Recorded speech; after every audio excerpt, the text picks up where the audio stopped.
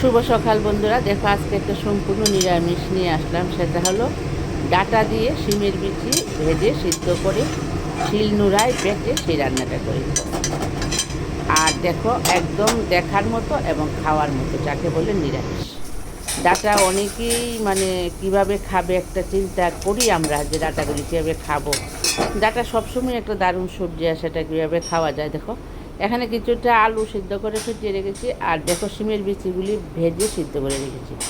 কয়েকটা কাঁচা লঙ্কা বেটে দেব, আর ধনিয়া পাতাও আছে এখানে। এখন দেখো দিয়ে দিলাম ফুরনে।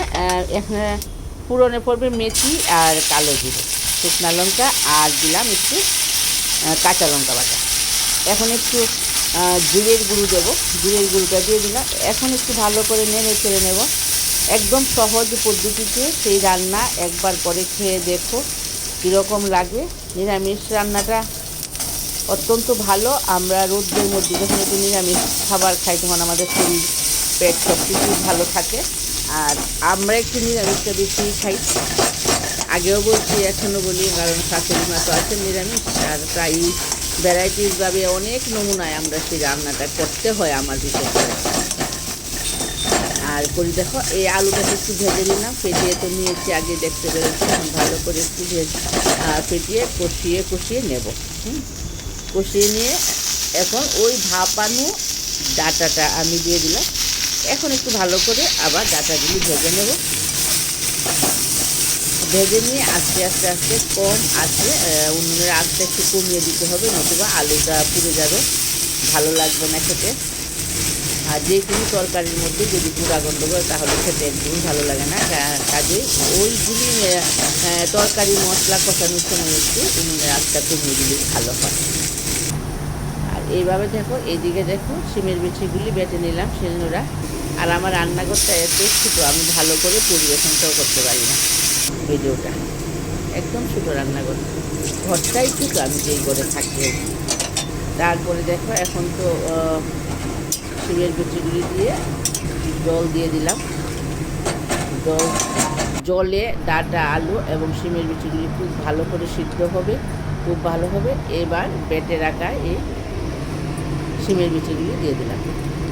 আর আগে আলুটা দিয়ে একটু ডাটাগুলির সঙ্গে নেড়ে চেড়ে জলটা দিয়েছি। এটা হলো ঝোলটা যেটা রান্না করব, সে ঝোলটার মধ্যে একটু জল দিতে হয়। ঝোলটা খুব ভালো করে সিদ্ধ হতে হবে। আর কাঁচা লঙ্কাটা দিয়েছি আগে, দেখতে পাচ্ছ। কাঁচা লঙ্কাটা সিদ্ধ হলেই রান্নাটার টেস্টিটা একটু বাড়বে।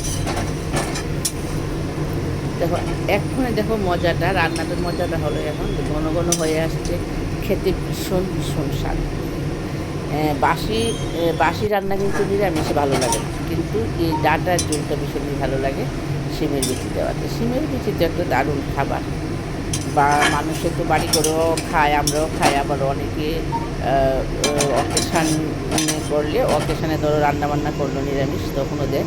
আর এটা হলো ধনিয়া পাতা দিলাম, বিলাতি ধনিয়া পাতা। এখন তো বাড়ি করে এটা পাওয়া যায়, আর আমার ছাদ বাগানে আছে, এটা গাছ লাগিয়ে রেখেছি। আর এখান থেকে 3-4টা করে উঠিয়ে নিয়ে আসি, এসে এই ঝোলটার মধ্যে একটু দিয়ে দিলাম। রান্নাটা মোটামুটি হয়ে গেছে। আশা করি বন্ধুরা ভালো লাগবে। যদি ভালো লাগে তাহলে একটা লাইক, একটা সাবস্ক্রাইব দিয়ে আমার পাশে থেকো। আর এইরকম নিরামিষ রান্না আমি মাঝে মাঝে নিয়ে আসবো আমার চ্যানেলটাকে, তোমরা দেখো আর একটা সাবস্ক্রাইব করো। দেখো রান্নাটা খুব সুন্দর হয়েছে, একদম বাচ্চা থেকে বয়স্ক মানুষ যারা আছে তারা সবাই খেতে পারবে।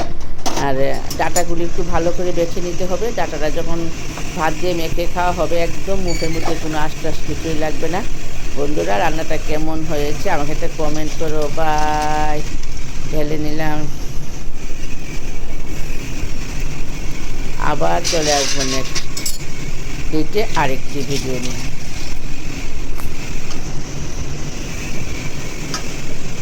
কত সুন্দর হয়েছে দেখো রান্নাটা, একদম ঠিক মতো হয়েছে, ঘন ঘন একটু ঝোলটা হয়েছে। রান্নাটা কত সুন্দর হয়েছে। এখন দেখো বাটিয়ে বাটিয়ে বেড়ে নিচ্ছি।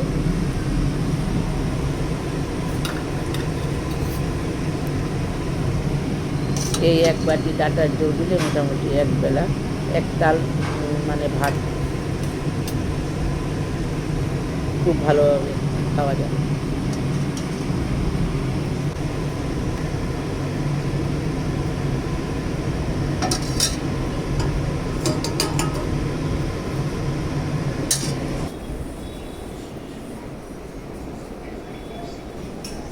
খুব পছন্দের রান্না এটা আমার বাড়ি।